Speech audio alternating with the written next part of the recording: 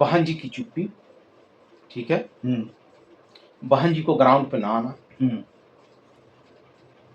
जो कि मान्यवर साहब ने कहा ना है, आंदोलन हमारा नहीं रुकना चाहिए। कहीं ना कहीं बसपा उससे दूर हो गई, ठीक है। अब किस वजह से दूर हो गई, वजह क्या बनी इसके तमाम, कि हमारे लोगों पे मुकदमा ना हो जाए, हमारे लोग, अरे भाई हमारी बहन बेटियों की आबरू लूटती रहे, हम देखते रहे, सोचे कि सरकार में आ जाएंगे तो हमको हमारी क्या हमारी बहन वापस आ जाएगी, आबरू की सरकार बनी थी ना। जो ये नेता थे, मैं उदाहरण नहीं, मैं स्पष्ट साबूत के साथ में रख दूंगा कि इन लोगों ने समाज को साथ ही दलाली की। उन्होंने ऐसा सिस्टम बना रखा था कि वो दिल्ली में बैठ के एक बार धागा खींचते थे तो सबकी कुंडली आ जाती थी, सबके खिलाफ कार्रवाई हो जाती थी। यहाँ तो बहन जी कहने पर कार्रवाई करती है, और वो भी अगर कमाऊ पूत होते तो नहीं करेंगे। बहन जी के साथ तो इस बार लोकसभा चुनाव में भी था, परिणाम क्या मिला, बहन जी के साथ तो इसके पूर्ववर्ती जो भी विधानसभाएं चुनाव हुई हैं, लोकसभा की उसमें भी रहा। परिणाम क्या मिला, आप जब ईमानदार बहुजन नेताओं को, चाहे एससी से हो ओबीसी को, आप बगैर अपने विवेक का इस्तेमाल किए किसी कहने पे आप जब कदम उठाएंगी तो बहन जी जमीन पे थोड़ी जाएंगी। जिसने इस साम्राज्य को स्थापित किया मान्यवर कांशीराम साहब ने, लोगों के बीच बैठ के कैडर, आप वो बड़ी नेता है ना सर। मान्यवर साहब से बड़ी हो गई क्या, कहां से बात कर रहे हैं आप।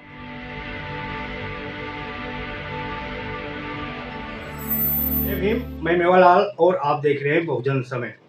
साथियों, आज पूरे देश में जो संविधान है उसकी बात नहीं की जा रही है।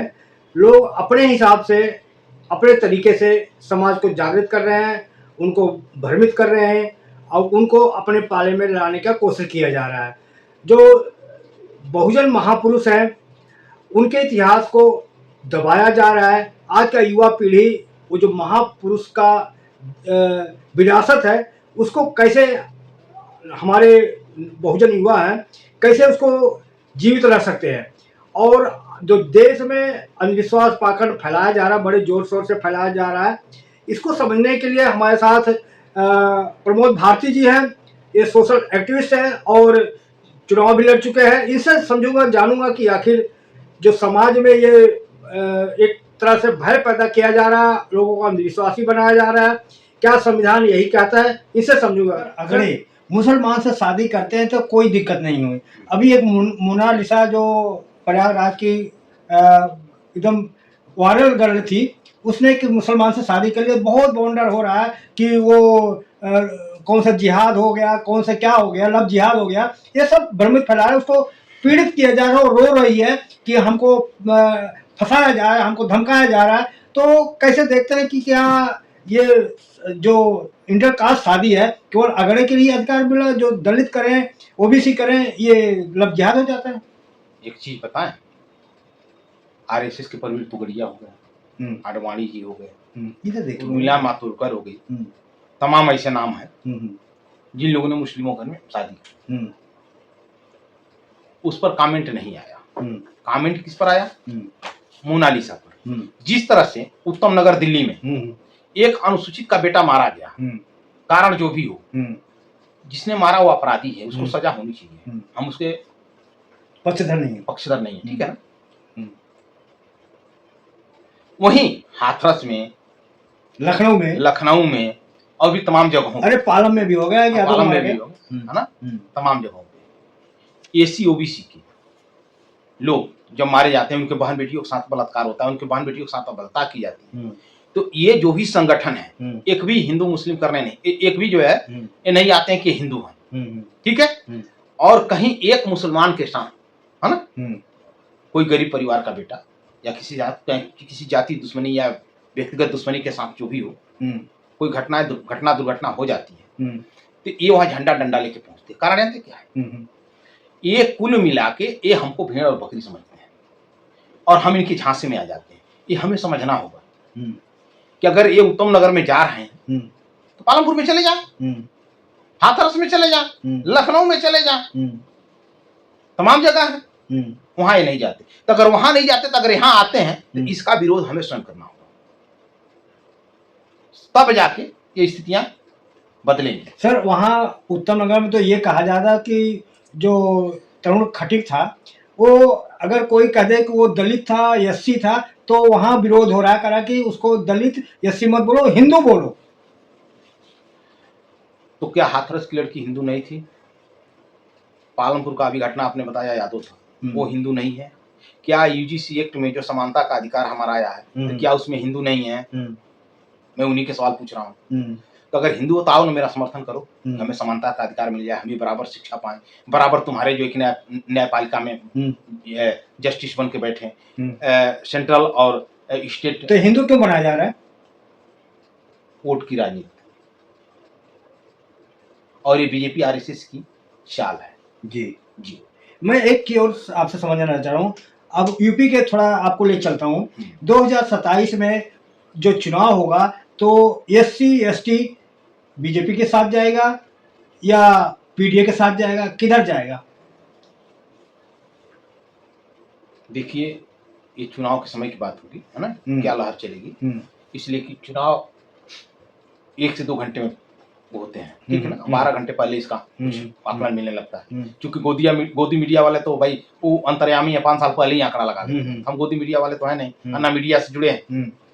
लेकिन जो सामाजिक परिस्थितियां अभी चल रही हैं, बीजेपी की सरकार कहीं से नहीं आ रही है, और दूसरी बात कि ना सपा सरकार में आ रही है ना बसपा सरकार में आ रही है। ये लोग आपस की लड़ाई में समाज को बांट रहे हैं, चंद्रशेखर को निगलेक्ट कर रहे हैं। सरकार में कोई नहीं आ रहा है, इस बार गठबंधन की ही वहां सरकार बनेगी, चाहे जिसकी बने। मैं ये सर्टिफाइड नहीं कर सकता कौन बनेगा, लेकिन जो भी बनेगा गठबंधन की सरकार बनेगी, सीधी सी बात। सर क्या नेता बनने के लिए जेल जाना जरूरी है क्या? कि आज लोग जो एससी एसटी का मुद्दा है वो जेल जाने से डर रहे हैं, इसलिए मुद्दा नहीं उठा रहे हैं, या क्या बिना जेल जाए नेता नहीं बन सकते? भाई कोई भी अधिकार लेना हो तो कुर्बानी तो मांगती है। चाहे भारत की स्वतंत्रता का आंदोलन उठा के देख लीजिए, या बाबा साहब के संघर्ष का आंदोलन उठा के देख लीजिए, उन्होंने अपने बेटे को खोया, अपनी पत्नी को खोया, तो कुर्बानी तो मांगती है। लेकिन अगर हमें अपने आने वाले पीढ़ियों को सुरक्षित और उनके अधिकार के को दिलाना है तो हमें इस संघर्ष में अपनी आहुति देनी होगी। हम तो इससे पीछे नहीं है। यूजीसी एक्ट पर जितने लोग आए हैं, चाहे माननीय स्वामी प्रसाद मौर्य जी आए हैं, चाहे भाई चंद्रशेखर जी आए, या यूनिवर्सिटी के लड़के लड़कियां, है ना, या अन्य सामाजिक संगठन, जितने लोगों ने दिल्ली के अंदर यूजीसी एक्ट को लेके प्रदर्शन किया है, मैं सारे प्रदर्शनों में गया और सबके साथ में समर्थन करता हूं। इसलिए कि एक बात समझ लीजिए, मेरा एक सोच है कि जो बहुजन समाज के हितों की रक्षा के लिए आगे आएगा मैं उसके साथ हूं। सर मैं एक और समझ रहा हूँ, तो बसपा के बारे में जानना चाह रहा हूँ कि आप एक सोशल व्यक्ति से हैं, सब जगह जाते हैं, तो मैं समझ रहा हूँ कि बहुजन समाज पार्टी में अगर ब्राह्मण को जोड़ा जाता है तो ये कहा जाता है कि ये वोट कटवा पार्टी है, लेकिन ये सपा और कांग्रेस के ऊपर क्यों नहीं आरोप लगता? ऐसा है कि बसपा वोट कटवा पार्टी है, 4 बार मुख्यमंत्री रह चुकी है, बसपा की सरकार वहां रह चुकी है, तो वो उस समय कितना वोट काट ली थी? अखिलेश यादव मुख्यमंत्री थे, वो किसका वोट काट के बने? ये सच्चाई है कि ये जो भी आरोप लगाते हैं किसी पार्टी पे लगाते हैं, ये बिल्कुल गलत लगाते हैं। जनता वोट करती है आपके नीति और नियत को देख के, ठीक है? अगर आपकी नीति सही है, नियत सही है, तो आपको वोट करिए। बहन जी अपने मिशन से भटकी, एक सीट पे आ गई, आपने सपा से गठबंधन किया, बहन जी पूरे समाज को लगा कि अब हम 85% एक प्लेटफार्म पे आ रहे हैं, आपको 10 सीट दी, अखिलेश को 5 सीट दी, लेकिन वो गठबंधन की सीटें थी, ना आपकी न थी ना उनकी थी, है ना? उसके बाद आपके कार्यशैली में कहीं ना कहीं दोष पाया गया होगा, तो ही तो समाज ने आपको नकारा और अखिलेश 1 नंबर पे आया यूपी के अंदर, बीजेपी की सीटें घटी। तो ये नीति और नियत पे और ये जो परिवर्तन ये लोग बराबर करते रहते हैं, तो जनता भी परिवर्तन करना जानती है। तो क्या वो जनता ही हुक्मरान है, वो जिसको चाहेगी उसके बागडोर को अपनी बागडोर उनके हाथ में सौंपेगी, अन्यथा नहीं सौंपेगी। सर क्या बहुजन समाज पार्टी का नारा सर्जन हिताय सर्जन सुखाय, वही बीजेपी के नारा सबका साथ सबका विकास, दोनों नारा सेम है, तो दोनों में अंतर क्या है? कि क्या विचारधारा दोनों पार्टियां की एक है? ऐसा है, बसपा का जहां तक सर्जन हिताय सर्जन सुखाय की बात तो मेरे समझ में आ रही है, कि जो गलत है कानून उनके खिलाफ एक्शन लेगा, कार्रवाई करेगा। लेकिन बीजेपी और उनके हक अधिकार की सुरक्षा की जाएगी, चाहे किसी जाति धर्म से। ये तो जो 1585 की बात की गई थी, उस समय भी बसपा की सरकार बनी, मानवर साहब के रहते, तभी यह निर्णय लिया गया और यह हुआ भी, ये ग्राउंड पे दिखा भी, किसी के साथ अन्याय नहीं होने पाया। हाँ, बड़ा सरकार है, कहीं इक्का दुक्का एग्जाम्पल के तौर पर मिल सकता है, इसको मैं नकार नहीं सकता, लेकिन वास्तविकता ये है कि बहन जी ने इस लॉ एंड ऑर्डर में लोगों को, सबको, मेरा सवाल नहीं, मेरी बात सुन जाइए ना, मेरा सवाल आपने किया, हमारी बात पूरी हो जा रही थी। तो ये बात उन्होंने लगा तो वो कहीं कह रहे हैं सर्वजन हिताय सर्वजन सुखाय, वो जहां तक वो जो कह रहे हैं वो तो दिख रहा है ग्राउंड पे। लेकिन बीजेपी जो कर रही है सबका साथ सबका विकास, किसका विकास कर रहे हैं बीजेपी वाले? किसका विकास कर रहे हैं? जो संविधान के द्वारा हमको आरक्षण मिला है उस पर भी आप नॉट फाउंड सुटेबल लगाकर उस अधिकार से हमको काट दे रहे हैं। नौकरी से हमारा काट दिए, हमारे जमीनों पे भूमाफियाओं द्वारा कब्जा की जा रही है, जाति के नाम पे आप कार्रवाई नहीं कर रहे हैं। तो आप धन्ना सेठों और जातीयता को बढ़ाने का काम कर रहे हैं, ना कि हमको। कोई एसी ओबीसी का कदों को न्याय मिला हमें तो नहीं लगता, इसलिए कि हमारे पास एक नहीं ऐसे बहुत सारे एग्जाम्पल हैं जो ऑन रिकॉर्ड में बता दूंगा कि न्याय नहीं मिलता है। अब मैं आपको बता दूं,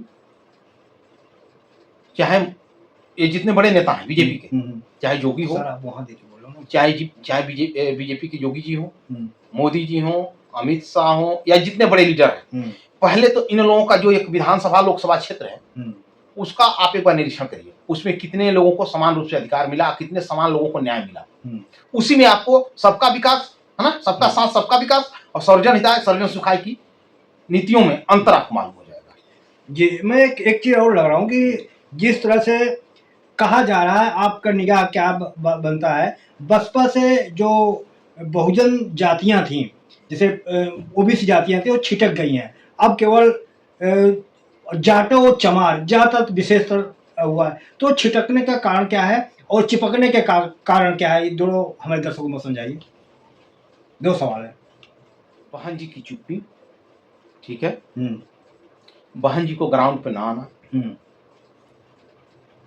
जो कि मानवर साहब ने कहा था, मैं मानवर साहब की बात को लेकर चल रहा हूँ, मैं बहन जी को तो है ना, और बसपा को मैं किनारे रख के एक बात कर रहा हूँ, अपनी बात कर रहा हूँ कि हम सत्ता में आए या ना आए, आंदोलन हमारा नहीं रुकना चाहिए। कहीं ना कहीं बसपा उससे दूर हो गई, ठीक है। अब किस वजह से दूर हो गई, वजह क्या बनी, इसके तमाम कि हमारे लोगों पे मुकदमा ना हो जाए। हमारे लोग, अरे भाई, हमारी बहन बेटियों की आबरू लूटती रहे, हम देखते रहे, सोचे कि सरकार में आ जाएंगे तो हमको हमारी बहन वापस आ जाएगी आबरू के साथ। हमको तुरंत उस पर एक्शन लेना होगा। बहन जी का एक फरमान है, ट्वीट कर देंगी, है ना।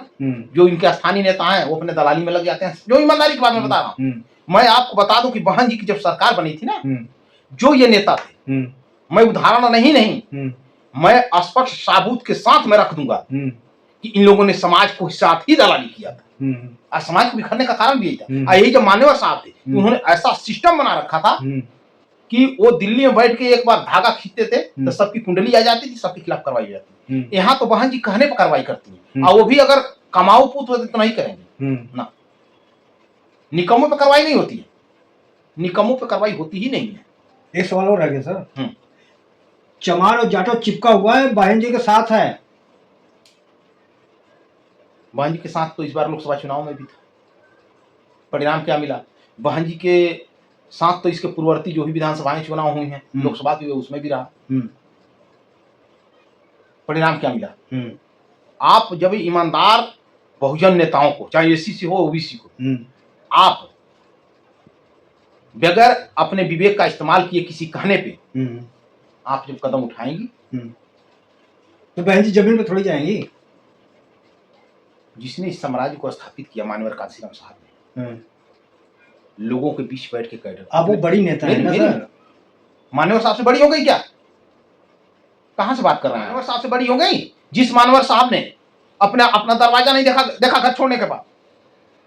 और ये बहन जी ये मानवर साहब की शिष्या होकर माँ बाप भाई भतीजा सब, आप किस भोजन मिशन की बात कर रहे हैं? हाँ? इन्होंने 1585 की लड़ाई छोड़ करके सर्जन हिताज सर्जन सुखा पे आया, ठीक है, वो भी ठीक है। उसके बाद जब सरकार में भागीदारी देने की बात आई तो आपने एक जात समुदाय को 30-32 बत्तियां दे दी, बाकी लोगों को क्या किया आपने? बहजे कुर्बानी आपको नहीं दिखता? देखो शादी नहीं किया था, पूरे जिंदगी खपा दिया, आपको कुर्बानी नहीं दिख रहा आपको? कुर्बानी मान्यवर साहब की है, बहन जी की नहीं है। बहन जी के साथ सिर्फ बहन जी नहीं चली, उनके साथ हजारों सैकड़ों लोग चले, उन लोगों ने भी अपनी कुर्बानियां दी हैं, ठीक है। आपने शादी नहीं किया, एक एग्जाम्पल मैं मान सकता हूं, लेकिन उनके जो मान्यवर साहब का मूल सिद्धांत था उस पर कितना चला? अरे मानवर काशीराम के मिशन बचाए रखी है, वो बचा कर रखी है। आप प्रदेश की सत्ता से बाहर हुई, चलिए सरकार आना जाना लगा रहता है, कितने आपके एमएलए हैं, वोट परसेंटेज क्यों बिखरा? अन्य राज्यों में वोट परसेंटेज हमारा क्यों बिखरा? वोट कम नहीं हुआ? मेरी बात सुनिए पहले। हाँ। चुनावी मौसम हो या ना हो, हाँ। लेकिन मान्यवर साहब का मौसम हमेशा बना रहता था 1585 के लिए। हाँ। इनका यह है जब चुनाव आएगा तो एक जिले पर मीटिंग लगेगी, ठीक है। अब जमीन में काम हो रहा है, अरे मेरी बात सुनिए, कैडर तीनों ने खत्म कर रखा है। कहां से बात कर रहे हैं? ये चाटुकार चिल्ला रहे हैं कैडर चल रहा है। कैडर हमने किया है, गली मोहल्ले और झोपड़ियों में जा जा करके। हम ही नहीं थे, हमारे साथ तमाम लोग थे। मान्यवर साहब तख्ते पर खड़ा होकर के भाषण देते थे, बहुत बड़ा मंच नहीं लगाते थे। किसी बहुजन घर जाकर नमक और रोटी खा लेते थे, वो कभी मलाई और पिस्ते की बात नहीं करते थे। सर आप इस समय बहन जी अगड़ों के पक्ष में ज्यादा खड़ी हैं। वो कह रहे हैं कि अगर पंडित शब्द आ जा रहा है तो उसमें करें पंडित साथ अत्याचार हो रहा है। कोई भी अगर हो रहा है बहन जी अगड़ों के साथ है, क्या अगड़े वोट देंगे उनको? आप ही सवाल कर रहे हैं, आपको नीतियों में अंतर नहीं मालूम हो रहा है। अभी नीतियों में अंतर नहीं दिख रहा है आपको। आप कह रहे हैं कि बहन जी, मान्यवर साहब हमको याद है जब बसपा सपा गठबंधन थी, ठीक है, बसपा से हमारे सलेमपुर विधानसभा से आनंद यादव जी चुनाव लड़े थे, चुनाव जीते थे। वहीं सपा ने गठबंधन में योगेंद्र सिंह को टिकट दे दिया था बराज विधानसभा से। वो मंच पर जैसे खड़ा हुए है ना, मान्यवर साहब की एक ही बात थी, अरे ये कहां से आ गया? बात समझ में आ रही है? ये मान्यवर साहब के मुंह की कही मैं बात बता रहा हूँ। लाल छोटी सी जिप्सी से गए थे हमारे यहाँ प्रचार में। कहाँ पे? सलेमपुर विधानसभा में। कहाँ है ये? देवरिया जिले के अंदर आता है। अच्छा, हाँ। समझ रहे हैं? और उनके तख्ते के पास ही हम लोग खड़े थे, बहुत छोटे अभी उम्र हम लोग, उसमें शायद 8वीं क्लास में हम पढ़ रहे थे, लेकिन इतनी जागरूकता आ गई थी कि मेरी अपनी पार्टी है, बड़ा शौक था। उसके कुछ दिन के बाद मैं नेताओं के साथ जो है गली मोहल्ले और नुक्कड़ों में घूमना शुरू कर दिए। हम लोग भी चाहते थे उस समय अपरासी चपरासी कहीं ना कहीं कुछ अपना कर लेते, है ना। और ये तमाम चीजें हम लोग उस समय, ये जो सेक्टर जो आज गठन इनके चल रहा है ना, वो सब कुछ नहीं था। उसमें ब्लॉक अध्यक्ष, विधानसभा अध्यक्ष, जिला अध्यक्ष, यही था उस समय हम लोग कैडर की। और इस चीज को हम लोगों ने महसूस किया, है ना। आज वो नेता कहाँ, एक भी नहीं दिखते हैं। मऊ के पूर्व जिला अध्यक्ष से मेरी बात होने लगी थी, बहुत भावुक हो गए, उम्र काफी हो गई। मेरी मुलाकात हुई, हमने कहा सर आप तो पुराने मिशनरी। कहे कि क्या वो मिशन रह गया क्या? मैंने जो ही बातें कही, मैं अपनी बात नहीं कर रहा हूँ, उस मिशनरी लोगों से मैं बात कर रहा हूँ। उन लोगों का सीधा ही कहना था क्या मान्यवर साहब का मिशन रह गया था? तो मैं तो कम पढ़ा लिखा हूँ, कम बुद्धिजीवी हूँ। वो लोग तो जिला अध्यक्ष रहे उस समय, वो लोग हमसे ज्यादा मिशन के बारे में जानते हैं। उन लोगों की ये सोच है, तो कहीं ना कहीं इसकी समीक्षा बहन जी ने किया नहीं किया? अभी भी उन्हीं दलाल और चटकारों के। मैं आपको एक एग्जाम्पल और बता रहा हूँ, इधर देखिए कि बहन जी की तो बात छोड़ दीजिए, जो बसपा कार्यालय में बैठे हुए हैं सब, आप जाएंगे तो आप डायरेक्ट कार्यालय के अंदर जाकर अपनी बात अपने पार्टी के नेताओं से नहीं कर सकते। आपके साथ चाहे कितना हो अत्याचार अन्याय, जाएंगे गेट पर तो सिक्योरिटी वहां बैठा हुआ है। मैं नहीं कह रहा हूं, आप गए हो कभी? अरे मैं वही तो बोल रहा हूं भाई, बिना गए कैसे अनुभव होगा?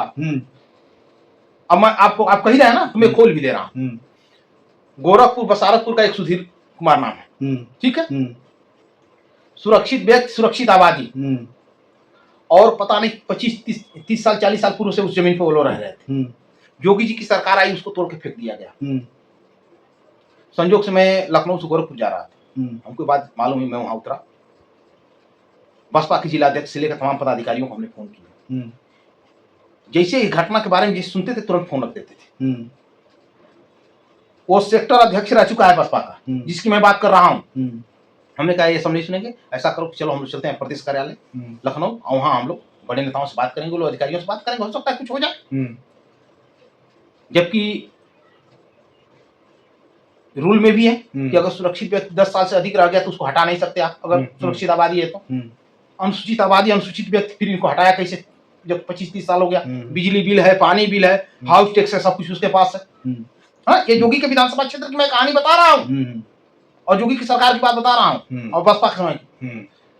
मैं जब कार्यालय में आया तो मैं वहां कार्यालय पे आया तो मैंने कहा तो हम उनको मिलना है।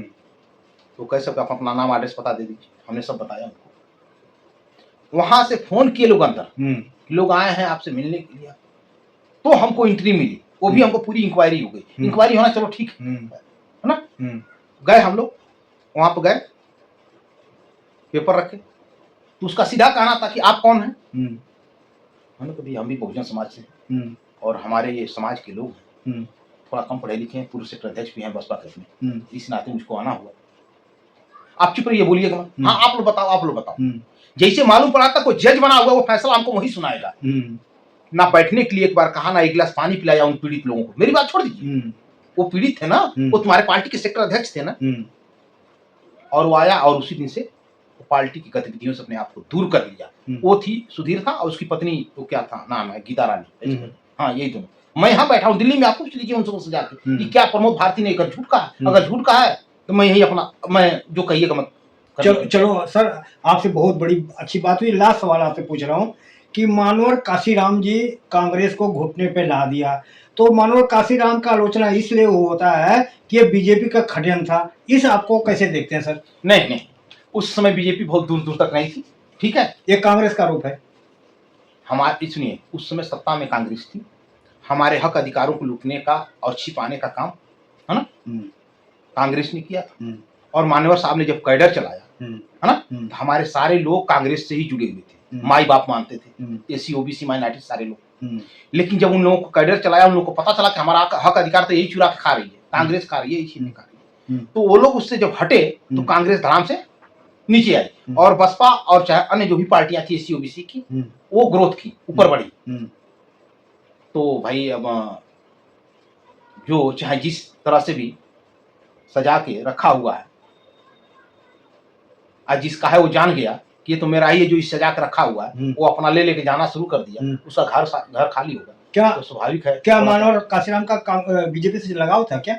बीजेपी से कोई लगाव नहीं था और दूर दूर तक नहीं रहा। तो ये आरोप है बीजेपी से, मान्यवर साहब से बीजेपी और आरएसएस, कांग्रेस की बात ही छोड़ दीजिए, इन लोगों की भी जो है ना चिट्ठी गीली रहती थी, है ना, कि ये बदनाम करने का साजिश है 100%, इसमें कोई शक नहीं है। और आज ही नहीं, सुनिए, ये तो आज ये भ्रामक बातें फैलाई जा रही हैं। इसके पहले जब मान्यवर सब आए थे ना, तो जब कैडर हम लोग करते थे, है ना, जो बड़े नेताओं के साथ हम लोग जाते थे, ढोलक वोलक ले दे करके, झंडा फंडा, बड़ा डर भी लगता था, इसलिए कई जगह घटनाएं भी होती थी, है ना। तो जिससे हमारे साथ में बहुत से लोग रहे, आनंद यादव जी रहे, उसके बाद ये रामनाथ कुशवाहा जी रहे, वहाँ लोकसभा चुनाव लड़ते थे। बहुत एकदम शुरुआती दौर की मैं बात बता रहा हूँ बसपा की, है ना। उसमें ब्लॉक अध्यक्ष हमारे यहाँ थे, वो शिव नारायण गौतम थे, है ना। विधानसभा अध्यक्ष इंदिरासन जी थे, नथुनी नीरज जो वहाँ वो थे, तहसील महामंत्री हमारे चाचा थे। तो उस समय की मैं बात बता रहा हूँ। तो जो हम लोग जाते तो कहते, अरे तुम लोग कहाँ पगला गए हो, कांसीराम पंडित है। तो ये आज बातें नहीं उठ रही, ये उस समय भी उठी थी, उसमें पंडित कहा गया, आज कहा जा रहा है कि बीजेपी से मिला हुआ था, आरएसएस से मिला हुआ था। सच्चाई ये थी कि इन सबको घबराहट थी कि अगर ये जिस तरह से कैडर चला रहा है और एसी ओबीसी माइनॉरिटी एक प्लेटफार्म पे आके जम गए तो हम लोग का नामो निशान मिट जाए। मनोहर काशीराम जी मूल निवासी को सत्ता पर बैठाना चाहते थे, इसमें कोई शक नहीं, इसलिए कि हम मूल निवासी थे, हम इस देश के शासक हैं और यही चीज वो आभास हमको करा के गए जी। और उसके बाद भी आज अगर हम सत्ता में नहीं जा पा रहे हैं तो कहीं ना कहीं कमी हमारी है, ना कि मान्यवर साहब की है, ना कि हमारे अन्य महापुरुष बाबा साहब, साहू जी फुले महाराज, शिवाजी या और जो भी है गाडगे जी, इन लोगों का कहीं से कोई कसूर नहीं है। ये कसूर हम लोगों का कि इनके संघर्षों को, इनकी कुर्बानियों को हम पूर्ण नजरअंदाज करके आज भी मनवादी साजिशों के हम शिकार हो रहे हैं। चलो धन्यवाद सर, आपसे बड़ी लंबी बात हुई, आपसे बात करके बहुत अच्छा लगा। तो साथियों, आपने देख सकते हैं कि किस तरह से अपनी पीड़ा प्रमोद भारती जी ने बताया और कई सवाल इनसे जो आप लोगों का कमेंट था कि ये सवाल लेना है, तो आपके जितने सवाल थे लगभग सारे सवाल का मैंने इनसे सवाल पूछा, इन्होंने बेबाकी से जवाब दिया था। सारे साथियों, हमारी बातचीत कैसे लगी और आप कहाँ से देख रहे हैं कमेंट में लिखेंगे, और अगर आप हमारा काम पसंद है तो आप हमें आर्थिक मदद भी दे सकते हैं। मेरा चैनल को सब्सक्राइब करें, लाइक करें, कमेंट करें। जय भीम, जय भारत, बहुजन समाज, दिल्ली।